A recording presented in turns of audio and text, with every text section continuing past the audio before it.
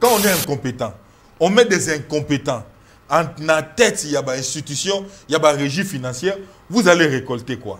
Vous allez récolter que la médiocrité sur tous les plans. Toaliko s'est préparé pour une élection en 2028. Alors, Kaboul sera candidat. Auquel 2028. Les candidats dans 3 ans. Effectivement. Les candidats du peuple congolais, c'est le président Jean-Marc Kabunda Kabunda.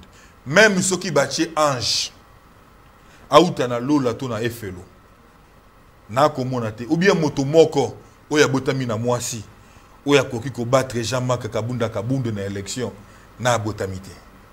Même Dauphin, na IDPS, ceux qui Tshisekedi a Dauphin. Moi je souhaiterais que IDPS commence à les 2 mandats. Moi je souhaiterais battre Dauphin Augustin Kabouya. Akobimana 2 voix. Oh. Attends moi si na ya ko voter. Augustin Kabouya. Dauphin régime Tshisekedi. Nga na lingi kutu. Au 2028. De ko Tshisekedi az Augustin Kabouya acha e Dauphin. Attends moi si ya Kabouya ko voter Kabouya te, bana ya Kabouya ba ko voter te. Ako mi kuta peut-être na voix moko ka ya yi. Oh. Na élection présidentielle. Na élection présidentielle. Et bon ba toujours IDPS ba matine Kabouya. Na IDPS kuna Kabouya za na mutu moko tazo soutenir ye. Azaka na ba frère na bango ya Branham. Ya Branham. O bazana na IDPS. Ndi ba frère bango ya Branham o ya benda. O ba Kabouya secrétaire général. Na ba matine politique. Kabouya za ba kuya. Les vrais de l'IDPS souffrent. Le président Kaboundou n'est jamais sorti par la grâce présidentielle. Oh, c'est au travers.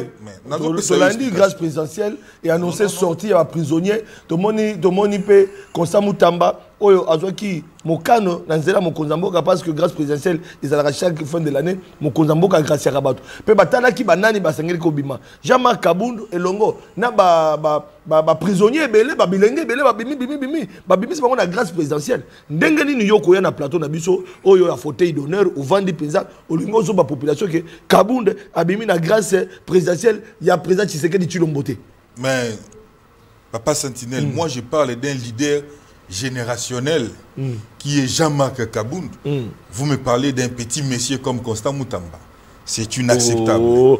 Vice-premier ministre, quand je parle d'un leader, quand je parle d'un leader générationnel, évitez de me parler. Non, évitez de me parler de petits messieurs comme ministre d'État. C'est un petit monsieur parce que il n'est pas à la hauteur de la responsabilité qu'on l'a confiée par la République. Attaque opposition. Et Ali Bato Bakanisa qui est Tshisekedi Diaza Seko, c'est Seko. À côté de la Seko na pouvoir. Opposition. Mais pourtant, Tshisekedi à côté de la Seko na pouvoir, il a démontré ses limites. La gestion, il y a auto, il y a appareil de l'État, incapable d'organiser l'armée, incapable d'organiser l'économie, incapable de proposer plan auto sur le plan environnemental, incapable de doter biso na régime ya santé au ezali adéquat, incapable sur tout le plan. Mais plan jotangi wana. C'est pour dire que armée comment est-ce que misolozo kende. Tomoni na o etali santé, gratuité, ya maternité. Tomoni bana ba ko bota ma gratuitement. Awana na hôpitaux. Nyoso na pe bo kondima pété kaka. Pour le but de santé. Tshisekedi a géré la République avec des slogans. Mais sur le plan pratique, c'est autre chose. On ne gère jamais la République avec des mensonges. Jamais. Mboka mokote ba gérer yango na lokuta et kenda liboso. Réalité. Consultation organisée oyo mutaye ko consulter Eberand Ezali Kindoki. Oh, opposition politique. Opposition, il y a président Kaboun. Proposition Kaboun, c'est la plus meilleure. Proposition Zanine. C'est quelle proposition? Voilà, quelle proposition vous apportez pour mettre fin à l'agression rwandaise? Voilà, ok. Mambi Maïmasengi, Oyo Ezali, Koyo Kanapo n'a cessé les faits. Ne Salemaki m'a cessé les faits, Ezali ko souffrir na application. Il faut rencontre et dialogue. Deuxièmement, dialogue entre la République démocratique du Congo et Rwanda. Voilà. Troisièmement, Mambi Maïmabengi retrait sans condition. Il y a armée rwandaise. Voilà. Et Nasuka, dialogue national. Oh, wapi entre les Congolais nyonso. Ah, plan de sortie de crise. Oui. Congolais. UDPS va adversaire na bisoté. Adversaire à UDPS ezali mauvaise gouvernance na bango. Ah d'accord. Suko na 11e rue na Triomphe en fait, na boulevard to siège à Kaboul. Dans l'esplanade où on a Libanda et siège. Siège à nous arabes na 11e. Na 11e rue limité côté industriel. Ah, donc résidentiel kuna. Résidentiel kuna biso to za na industriel. IDPS dans la résidentiel bino za na industriel. To za na industriel. Donc far. To za la wana. Ah, donc vous allez far. Bande ko ngai bozona na makamawa. Donc Jean-Marc Kaboul 11e rue na ngambo mosusu. Mais na ngambo kuna ya IDPS Tshisekedi na ngambo Jean-Marc Kaboul. Oh. On n'a pas plein. Elle parie na BCBG. Affrontement. Le 24 avril. Après avoir Kolanda, moi Namboka, Denge Tozali Koloba ete Kolanda Jean-Marie Lukulasi, Tozali Kobeta Masolo Mboka. Invité Nabiso, il y a mon collègue qui fauteuil d'honneur. Il y a l'élo. Après avoir qu'il y a ma personnalité politique belé, après avoir qu'il y a ma babola parce que les émissions babola, après avoir qu'il y a ma tout benga la voix de 100 voix bazangi bato kolobela bango, papa Santina zo mukumba zo charge. Il y a population bazali konyo comment pour na kobeta masolo, il y a mboka, voilà bande ko balandi.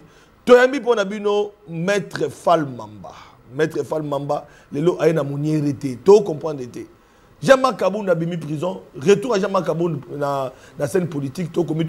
École Kandengeni ni bande Kobalandi. Voilà, sur ce plateau, nous recevons Maître Fall Mamba Ozali, cadre dans l'ingoma politique Alliance pour le changement. Il y a Jean-Marc Kaboul. La question est sur le Kinga bande Kobalandi. Peine annoncé, nous avons Jean-Marc Kaboul. Mitema bato bande Kobeta. Ten na koyamba Jean-Marc Kaboul. Na koyamba yaza mona Congo à Koloba parce que déjà Masolo zali carré. Beaucoup de Jean-Marc Kaboul y a mon exclusivité dans micro papa Sentinelle. A ko beta ba vérité bande ko baladi interdit au cardiaque. Vous allez poser. Maître Fall Mamba Mbote pe boy malam. Mbote papa Sentinelle il y a République, papa Sentinelle il y a presse et Mbote pe na ba cadre sympathisant ba ibanso balingaka alliance pour les changements. A tous à la peine la possibilité de ko atteindre biso.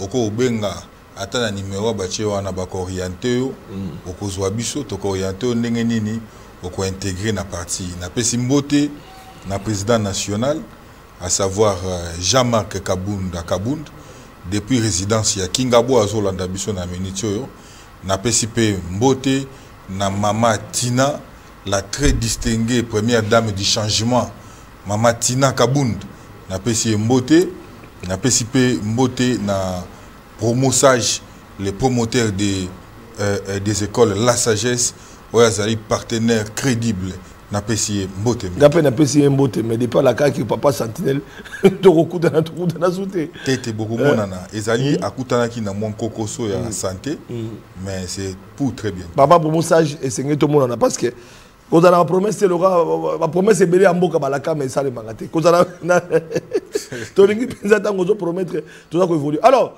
le Kamusinga d'abord et le Kaliboso, la très distinguée première dame du changement. De l'autre, la politique, mais autant que maman Kaboul, et ça lui peut rebeller plaisir, mais le lot est ça mounieri. Apparemment, Kaboul a bimi la prison, combat mounieri, il y a qu'on doit tchéntiseke di bobo qui en Tete, et Ali Lokuta, au busso tokoti kateleka. Parce que, au jour d'aujourd'hui, il n'y a que Jean-Marc Kaboul. À Kaboul, Ndazali ko incarné combat idéologique. Yakondo, Etienne, Tshisekedi, Wamulumba, les vieux Tomalanda, les vieux Mukongwa Koba, des rêves et mémoires. Ah, d'accord. Des rêves et mémoires. Combat Ndazali incarné par Jean-Marc Kaboul parce que les restes, ce sont des jouisseurs. Ah, donc, Apparemment, j'ai l'impression que Kabound, voilà Kabound Namouniere, et ça nous rappelle beaucoup de choses. De l'eau Kabound Abimi, mais Kabound Abimi a quelle consultation? Kabound Abimi a vendu Kimia, Kabound Abimi a Koninganate, ma matinée politique, ma tribune d'expression, bien qu'il y ait Koyambaye, mais les Congolais, les Kinois, les Sentinelles, Jean-Marc Kabound Abimi prison Makala. Tomoni ayamba maki na bande konabiso il y a opposition tomona ki Martin Fayulu akenaki ti la résidence il y a Jean-Marc Kabound tomona ki à part Martin Fayulu tomona ki pe bande konabiso ba honorable Mike Moukebaye tomona ki pe Ados Nombasi et je vous rappelle que je vous annonce que très prochainement vous allez koyamba Ados Nombasi na plateau nabiso vous allez koyamba Mike Moukebaye na plateau nabiso tomona ki baki ko rendre visite dans mon amboka Jean-Marc Kabound mais apparemment ils allaient ki nangoka ka ba speech hein ba monaka Kabound abimi mais après silence total Kabound apparemment zo kana soute toujours comprendre. Merci beaucoup papa Sentinelle motuno tuni ezali motuna ya malamu mingi ope sengeli ezwa e ya nonango. Oyebi papa Sentinelle à l'époque tango Jean-Baptiste ali kobatisa bato nakati ya libatisi bakotu na eke babisi moto moko ya liko sala ba miracle belé Jean-Baptiste alobi bokendo kotuna ye eza yende sengeli aya to esengeli to zela mususu bakei batuni Yesu mutuna wana Yesu alobi bokende koyebisa ye oyo bino bosali nini bomoni yango toko benga ba Kongomani nyoso le 24 avril le 24 mais na elio sango na eli pe ba Kongomani le 24 le 24 avril toko benga ba Kongomani nyoso ba papa ba mama bilenge de partout soko za na Europe zo avion yaka soko za na Amérique zo pepo yaka oza na Kisangani Ozala na Manyema, Ozala wapi zwa pepo yaka. Comme ça, le 24 avril, oyo yomo koko yoka, oyo yomo koko mona, okende ko yebisa bato. Oyebisa bango omoni nini, oyoki nini. Parce que au jour d'aujourd'hui, nzambe na génération nyonso, atindaka toujours leader, oya koki ko sauver peuple naïe.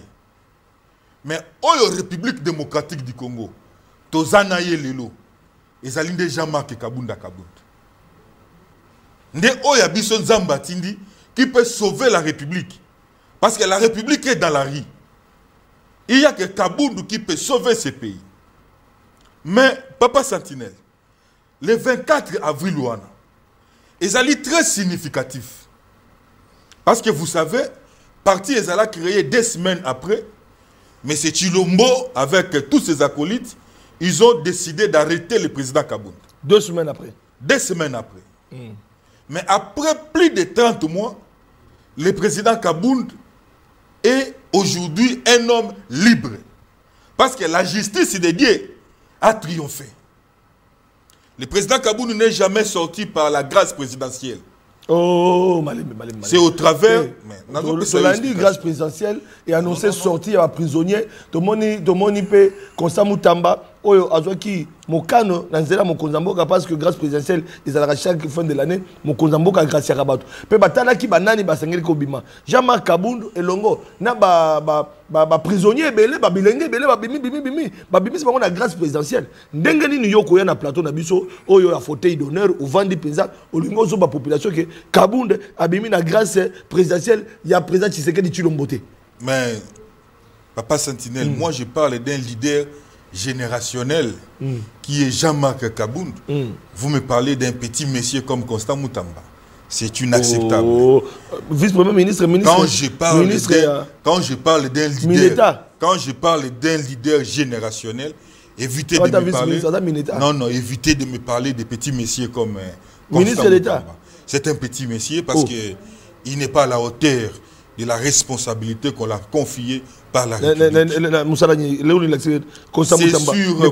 C'est sur beaucoup le plan. Ce qui est dans un débat approprié, je vais décortiquer que Constant Mutamba, c'est un petit monsieur. Il n'est pas l'homme qu'il fallait à la place qu'il faut. Mais je reviens ici parce que je parle d'un leader générationnel Le leader générationnel, c'est Jean-Marc Kabunda Kaboun, que Dieu a envoyé dans l'époque Nabiso. Le 24 avril, Bakangi leader. 30 mois après, il est dehors. Albimi na grâce présidentielle, Abimi par voie à recours. Où est la cour de cassation, Babengi yango révision. Nde salué président Kabound Azala Libanda. Le président Kabound a kokaki kokota na biloko oto ko benga oyo ndeko eberanda salaki. Yo somona ekela moi consulter mokeli. Bandela. Yo somona ekela mu consultation a consulter mokeli. Kolongele Eberante, conseil spécial ya mokonza mboka Félix Tshilombo oyo mokonza pese mission pifo ya organiser consultation à solo na ba classe politique nyonso même na Kabound pour que batala lolenge ya kosala gouvernement ya cohésion nationale gouvernement d'union nationale pona kobundisa bitumba oyo na est bino bolobi ke kolongele akoki koyamba Kabound te na ndengeni et que là moko koyamba mokelité ingolo bani Kolongele n'était pas un politicien. Eberand est devenu politicien parce que son parrain, c'est le président Jean-Marc Kaboun. Oh. C'est le président Kaboun qui a formé. Kaboun est là, mais Kolongele. Mais c'est le président Kaboun qui a formé Kolongele Eberand. Ah bon? Son père politique, c'est le président Jean-Marc Kaboun Kaboun. D'ailleurs, pour votre gouvernement, Eberand, même Ngako consulté Ngate. Oh, papa, yo zaka quatre na partie ya Jean-Marc Kaboun. Non, mais je vous dis que non, mais non. Yo que consultation tene. Nako atanga ya ko consulter Ngaite. Parce que je suis l'héritier idéologique. Il y a trône, au bas trône kaboundisme. Je suis na trône wana kaboundisme. Je suis dans l'héritage, il y a trône du kaboundisme. Moi je suis là. Les Kolongele, ce sont les perdus au bas que gérer la République aujourd'hui et dans la rue.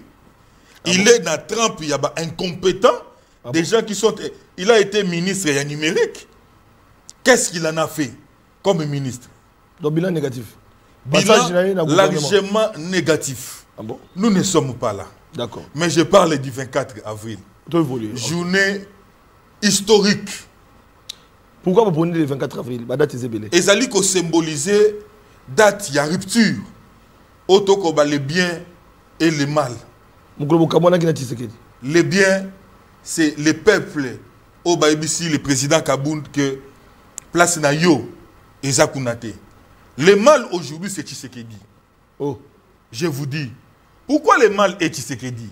Je vais te décevoir. Papa Etienne Tshisekedi, Atiki République avec des partitions. Papa Etienne parlait beaucoup, un, dans l'état de droit, deuxièmement, le peuple d'abord. Voilà. État de droit, c'est pour justice pour tous. Justice équitable pour les Congolais. Et c'est la tête que nous avons détourné, à corrompre, à Kateli Bazouzi, Kanyaka, Batikiye. Mouta détourné misolo à l'État. Et belé bazo bima wa ba DG ba ministre belé tout le monde à Libanda. Oui, c'est bon ça. Exemple. Ils décevoir ba tout na parenthèse là yo inspection générale des finances c'est comme ça la Moussala mais bimisi ba rapport ba détournement mais justice aux indépendance et que ça mbisa batu batu musu baza libre batu musu batikali batu musu bazo banate mais ba biloko mbongo bima ke somba emona nate batu babimi tout ça là les gens se posent beaucoup de questions bon comme la justice indépendante voilà, c'est un peu ça.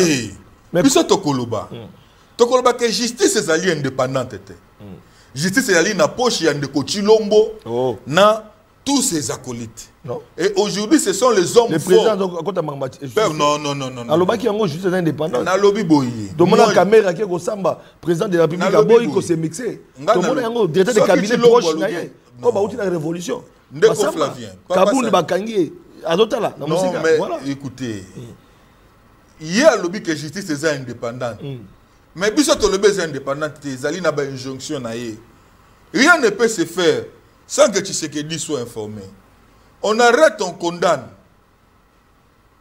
Parce que Tshisekedi est informé. Aujourd'hui, les hommes forts dirige, les hommes forts donnent des instructions dans l'appareil judiciaire. Nous sommes des combattants. On n'a pas peur de dire la vérité. Là où les autres ont peur, nous n'avons pas peur. Peut-être que le jour où on aura peur, c'est le jour où nous ne serons plus en vie. Pour la République démocratique du Congo, l'Alliance pour le changement va se battre. L'Alliance pour le changement ne va lâcher rien. Première partition, Papa Etienne Tshisekedi. Voilà. Otolobi, Mambi Maïtobengi état de droit. Justice, oui. Oh, Tshisekedi déjà fiasco. Pour la justice, selon vision et compte de Tshisekedi, la gestion, il y a régime Tshisekedi. Au niveau de la rencontrer volonté à compte de Tshisekedi. Exalité. Ah bon? Attends, ainsi qu'à mon corps. Ça, c'est un. Deuxièmement, le peuple d'abord. Au niveau social. Mais sur le plan social, est-ce que la République démocratique du Congo, tu as une économie structurelle? Non. Vital Kamerhe comme ministre de l'économie dans Mboka. Dans les autres Vital Kamerhe, biloko la kaka ba congolais, ba saki ba semoule, na ba mpio di nyoso la kaka ba congolais. Tilelo e kanga mana la kota Zambie. C'est ça l'économie. Ce qu'on Samba, où il y a un ministre de l'économie actuellement. Voilà, parce que on a en continuité, il y a un autre ministre de l'économie. Voilà, tout comme. Ce qu'on seul héritage naïe où il y a Vantaka, c'est pour avoir enseigné Matata Mpogno. Ça veut dire. Seul héritage naïe où il y a Alobakakaza grand, parce qu'il a enseigné Matata Mpogno. Mais sur le plan concret, la République démocratique du Congo a une économie structurelle. Est-ce que tu as une bourse en réalité? L'économie inexistante. Qu'est-ce que nous reproduisons au niveau interne? Plus de 6 ans après Tshisekedi de pouvoir. C'est-à-dire, ils ont tous les deux partitions et Kondo Etienne Tshisekedi. Chilombo Sali. Mais alors, dans le peuple d'abord, le peuple d'abord, si je peux rencontrer opinion nayo, ok. Bande konabiso union sacrée, gratuité enseignement, au moins dans nos tango fait les loyo. Oh, ma pinga na biso ba doubler salaire na bango lelo.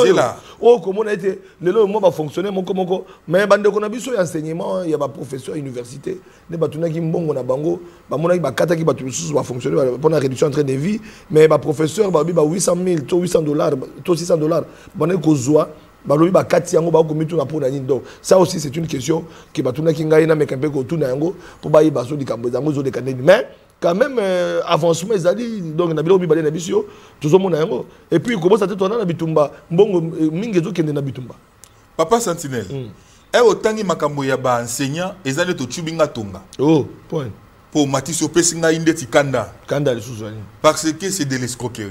Oh Les plus malheureux, je parle de l'enseignement de base. Voilà. Les plus malheureux dans la République démocratique du Congo, ce sont les enseignants. Oh oui. Moi, je suis en gratuité, je suis en privé. Pour la gratuité. Pour la gratuité, les enseignants sont bien payés. Comment yoko kolobali kambo ya gratuité? Mais tu n'es pas en mesure de mieux payer les enseignants. Auto koloba personnel enseignant. Mais l'enseignant va foutre makamala moutin. Donc baza démotivé. Baza très démotivé. Moutin azali démotivé. Alala ki pe nzala. Akotang c'est moi non malam. Akotang c'est moi non malam moutin. Bandaku soki to na lingwa la awa. Commune à Kisasa Barumbu. Ba appartement, il y a chambre et salon. Au coûte à $300 le mois. Garantie 6 mois, 8 mois.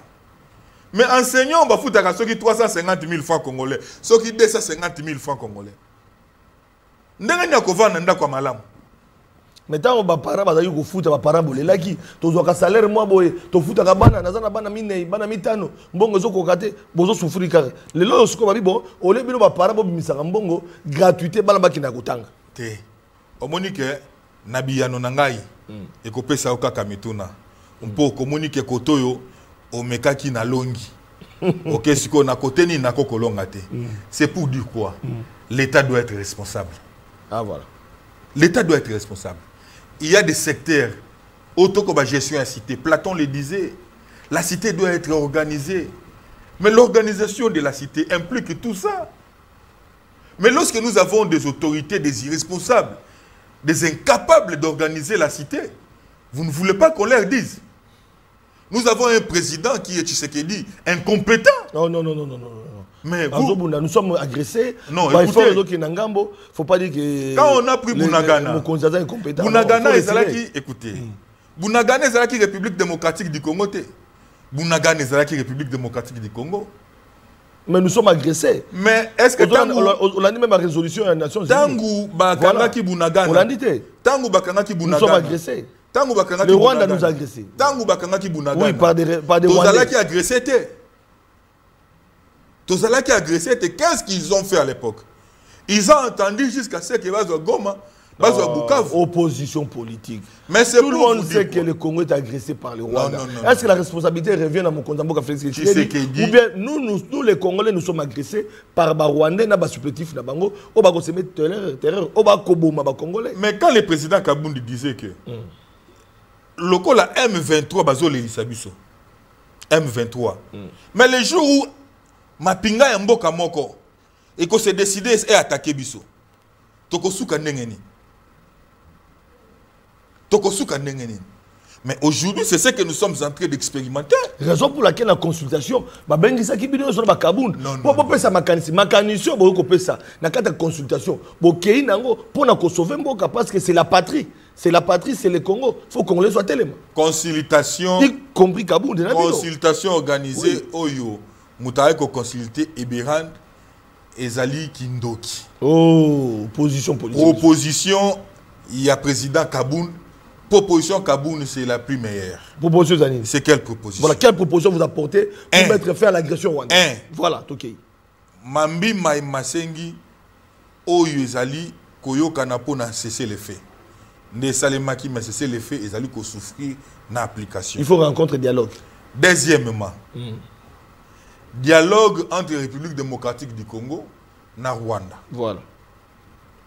Troisièmement, Mambi Maïmabengi retrait sans condition.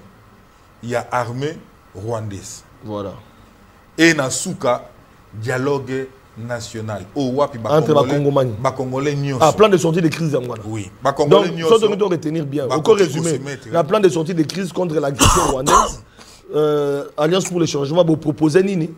Parce que nous proposons à te proposer à Liboso, Boyo Kanimpo na cessé les faits. Cessé les faits entre les rebelles et Bisso. Exactement. Voilà. Deuxièmement, dialogue entre République démocratique du Congo et Rwanda. Voilà. Nous avons agressé Bisso. Rwanda. Voilà. Troisièmement, retrait sans condition. Il y a des troupes rwandaises. Très bien. Et puis il y a Souka. Dialogue entre Congo. Na dialogue banani faut batala kata dialogue na lobi na dialogue tangu toko lo dialogue entre Kabila nakati, Tshisekedi nakati, Kabunde nakati, Fayulu nakati, Katumbi na tangu toko lo mambi matali dialogue entre Congolais. To exclure mututa. Kotina ngaka katena tana alors là pour rejoindre banganga Nzambe o batamboli partout bakepe na Rwanda bakepe na Nairobi parce que le processus de paix bandaki bakeiti na Rwanda bakepe kokuta na ba fraction yoso pour na kuluka kimia. Donc vous rencontrez banganga Nzambe église catholique na église na SCC depuis ce bandai koloba que démarche na biso proposition Kaboun ezali ni meilleure pour na kuluka kimia na mboka. Banganga Nzambe peut toujours encourager bango na ba effort alors bato kofinga banganga Nzambe bato critiquer banganga Nzambe yanga ba union sacrée ba komona musa banganga Nzambe comment yozo réagir bato ba kofinga banganga Nzambe et ali bato ba kanisa ki Tshisekedi daza seko c'est seko akotika la seko na pouvoir opposition mais pourtant Tshisekedi akotika la seko na pouvoir il a démontré ses limites na gestion.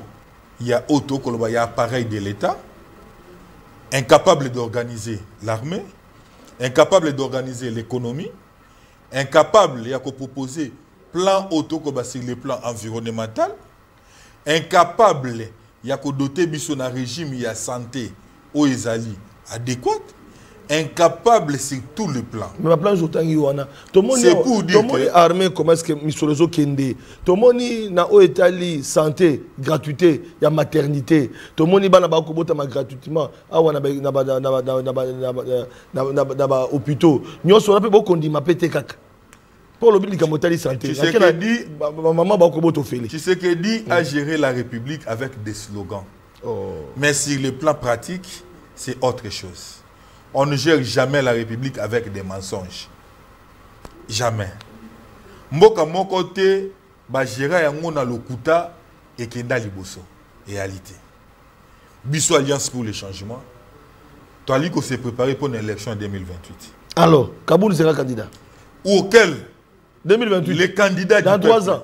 Effectivement. Les candidats du peuple congolais, c'est le président Jean-Marc Kabunda Kabunda. Même ceux qui battent ange, aoutana lola tona efelo. Na komonate ou bien motomoko oya botami na mwasi oya koki ko battre Jean-Marc Kabunda Kabunda na élection na botamité. Même Dauphin na IDPS, ceux qui sais que la Dauphin. Moi je souhaiterais IDPS commence à les 2 mandats. Moi je souhaiterais battre Dauphin Augustin Kabouya. Akobima na 2 voix. Oh. Ata moi si na ya ko voter. Augustin Kabouya. Dauphin régime Tshisekedi. Ngana lingi kutu. Au 2028. Ndeko Tshisekedi jazz Augustin Kabouya acha et Dauphin. Ata moi si ya Kabouya ko voter Kabouya te, bana ya Kabouya ba ko voter te. Ako mi kuta peut-être na voix moko ka yayi. Oh. Na élection présidentielle. Na élection présidentielle. Et bon ba tu so IDPS ba matinée ya Kabouya. Na IDPS kuna Kabouya za na mutu moko tazo soutenir ye. Azaka na ba frère na bango ya Branham. Ya Branham. O bazana na IDPS. Ndi ba frère bango ya Branham o ya benda. Plein Kabouya secrétaire général. Na ba matinée politique. Kabouya za ba kuya. Les vrais de l'IDPS souffrent. Les vrais. J'ai dit les vrais. Les combattants de l'IDPS souffrent. Kabouya za na ba kuya. Prenez-moi jeune oyo. Elengo bachaki DGA ya Transco. Nani Flori Boatuka. Elenge mo bachaki DGA. Oya quoi ici Transco. Un jeune homme qui marche avec des faux diplômes. Flori Boatuka, DGA, Oazaki DGA, il y a Transco, Oba Bengani parce qu'il marche avec des faux diplômes. Un incompétent. À quoi ici ni Babengangoni? Transco en faillite. Babengani, Lelo, il commence à citer les noms des gens. Il est derrière. Tout ça, c'est la suite de l'incompétence. Quand on est incompétent, on met des incompétents. En la tête, il y a une institution, il y a une régie financière. Vous allez récolter quoi? Vous allez récolter que la médiocrité sur tous les plans. Ndebo et Bisso, Alliance pour le changement. Tolobi, Alliance pour le changement. Une nouvelle offre politique. Tout ça qu'on insisté. Tobengi Bakongomani. Alors, parce que toujours qu'il y a un dossier du jour, le 24 avril. Retenir. Alors, le 24 avril, Alliance pour le changement annonce quoi? Un meeting et vous allez la WAPI. Merci beaucoup. Le 24 avril, vous allez une esplanade. Il y a siège na 11e rue. Où ils allaient Libanda wana. Oh, t'es. Esplanade à 11e rue. Donc, Kaboul n'a pas affrontement.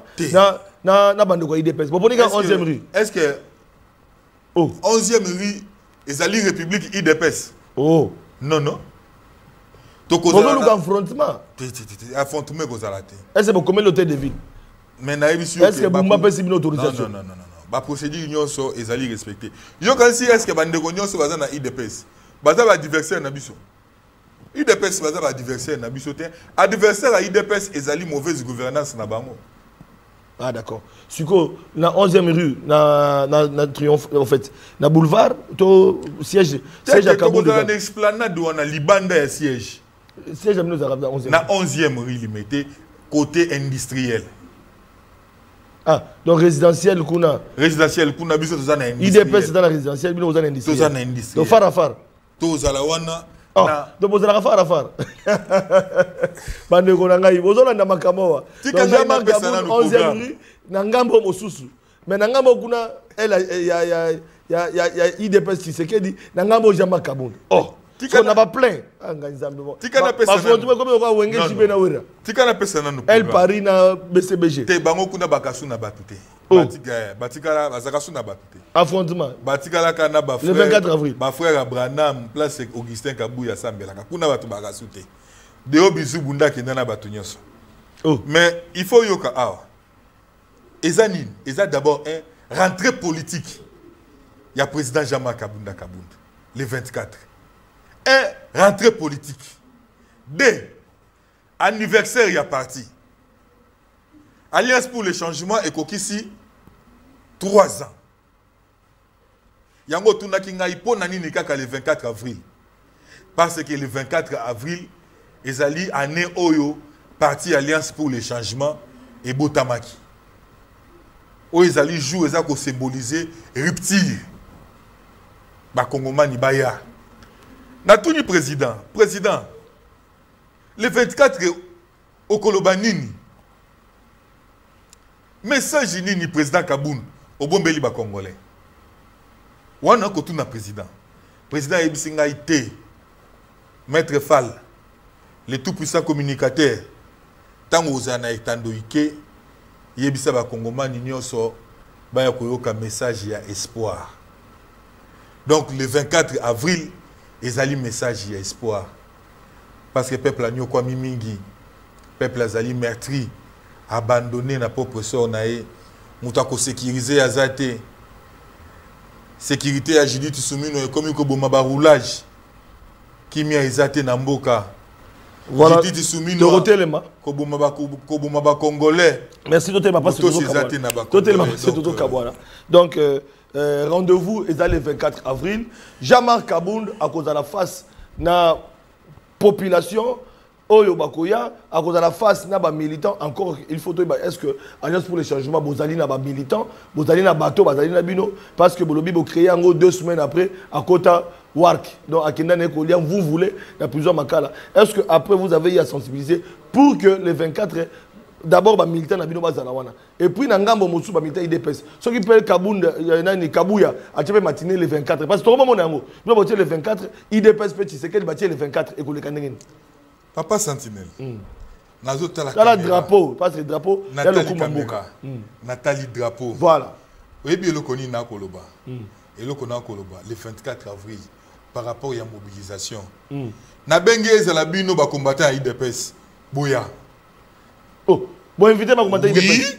Bon moi débaucher sous Non non, toi débaucher moututin.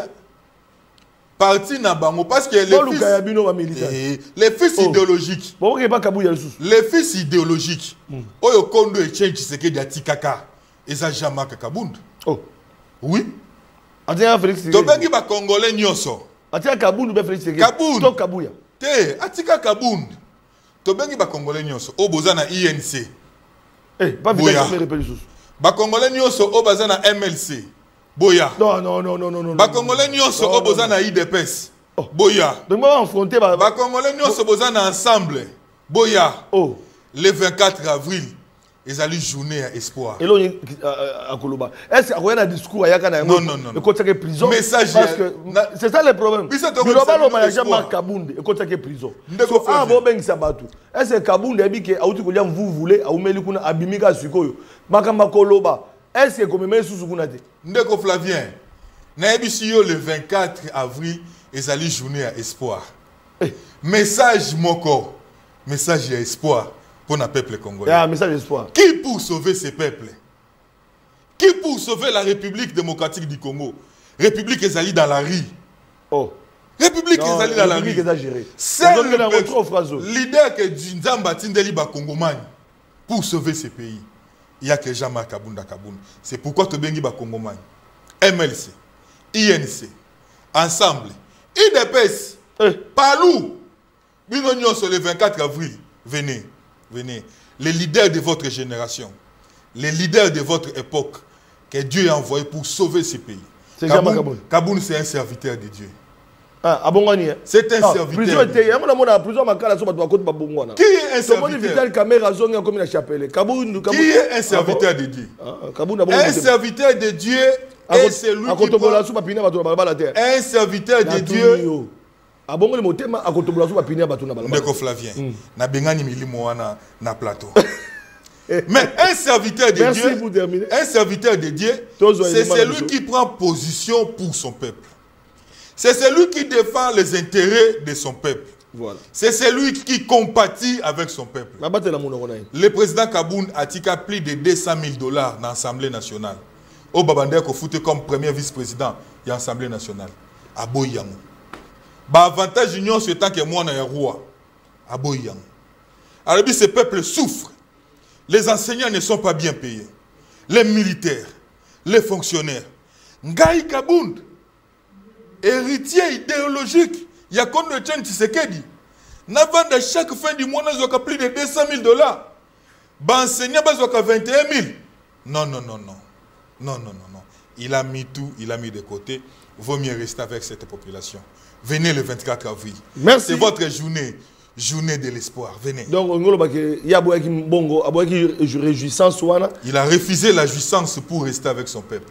Jean-Marc Kaboun. Jean-Marc Kaboun. Donc, on confirme que le drapeau total au régime à Tshisekedi est un régime à réjouissance. Ezali kaka régime il y a jouissance c'était ezali régime il y a jouissance munene. Munene sous. Munene. Merci beaucoup Bandeko Balandi. Papa Sentinelle sera là. Nenge to mesana. Ata ko to yaka ba. Vous êtes grand invité na biso. Au mona ba wandi ko benga na Sentinelle za songi. Ba bandi ko papa ça nyoko mané. Abeta mané. Vous êtes grand invité. Mais pour la population, pour na ba Congolais, pour na la voix des sans voix, pour na ba mama bipola, pour na ba bola papa Sentinelle rotikate.